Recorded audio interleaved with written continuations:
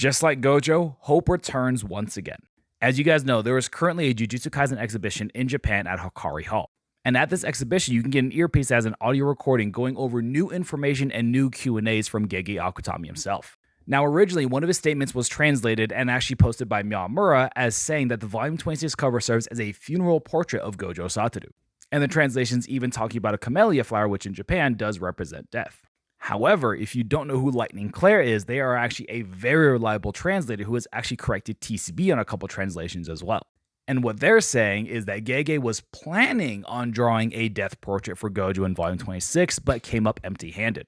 They also say they planned to draw a camellia flower, but Gojo lost, so we end up with another camellia flower that looks similar to it. So it's not actually the one that represents death. Which is why I said there was a small possibility, because previously it's the white flower that actually represents death, but this is a red or pink one. And now that Lightning Claire, again, a very reliable translator, has confirmed that this is not a death portrait for Gojo or a funeral portrait for Gojo, then that means there's a possibility again.